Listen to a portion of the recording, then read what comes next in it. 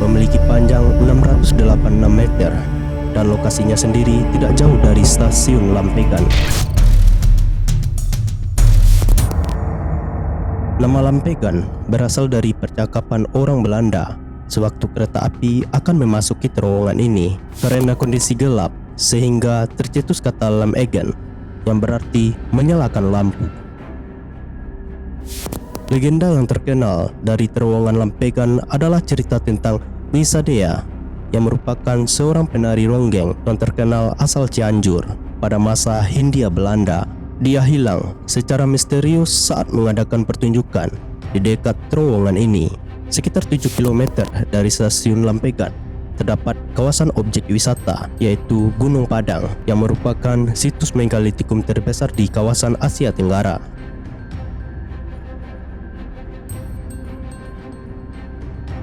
Nyai Sadea memiliki darah Belanda dari salah satu kakeknya, sehingga dia memiliki paras yang sangat cantik dengan kulit putih halus serta rambut panjang yang kemerahan.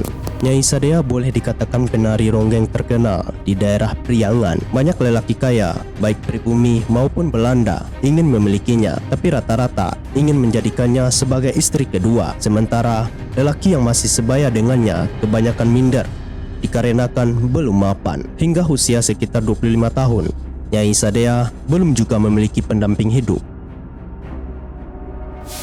Malam itu berlangsung pesta sejak sore hari.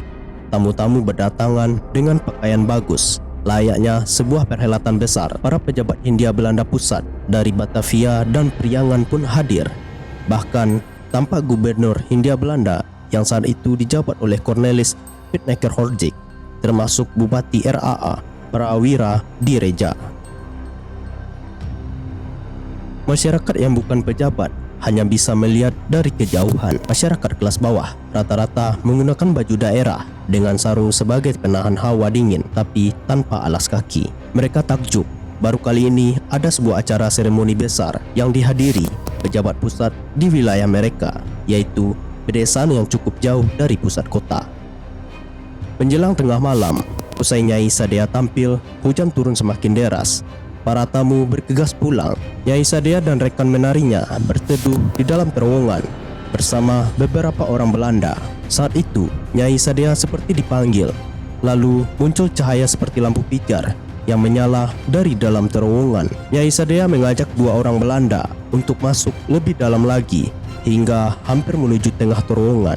Mendadak muncul kabut asap dan Nyai Sadea lenyap begitu saja. Sontak kedua orang Belanda tersebut lari terbirit-birit. Sejak peristiwa itu, hilangnya Nyai Sadea menjadi misteri yang diperbincangkan hingga saat ini.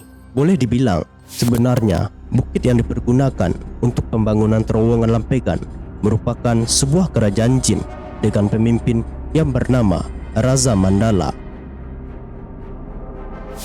Sebenarnya, pembangunan terowongan Lampegan tidak semudah yang dibayangkan karena belum ada teknologi canggih. Semua dilakukan dengan manual. Teknisnya yaitu dengan menggali dua sisi bukit, kemudian bertemu di tengah-tengahnya.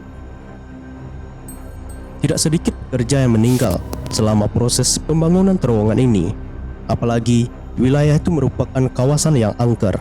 Banyak hambatan yang terjadi ketika awal pengerjaan terowongan, tapi semua bisa dikendalikan setelah salah satu insinyur proyek mencoba bertanya kepada orang pintar setempat. Dukun yang mencoba berkomunikasi dengan pimpinan gaib di wilayah tersebut mengatakan mereka berjanji tidak akan mengganggu proses pembangunan, tapi dengan syarat tumbal seorang wanita cantik yang akan diperistri olehnya. Tidak perlu ada ritual tertentu, cukup nanti diadakan acara ronggeng dengan mengundang ronggeng paling cantik di wilayah Priangan. Raja Mandala sendiri yang akan mengatur untuk menjemput calon istrinya tersebut.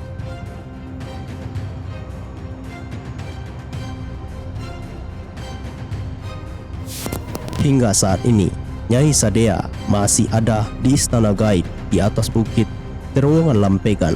Dia sudah nyaman dan senang hidup di sana bersama Raja Mandala. Namun, wujud Raja Mandala tidak seperti kakek-kakek bongkok, melainkan seorang pemuda yang tampan, yang baik hati.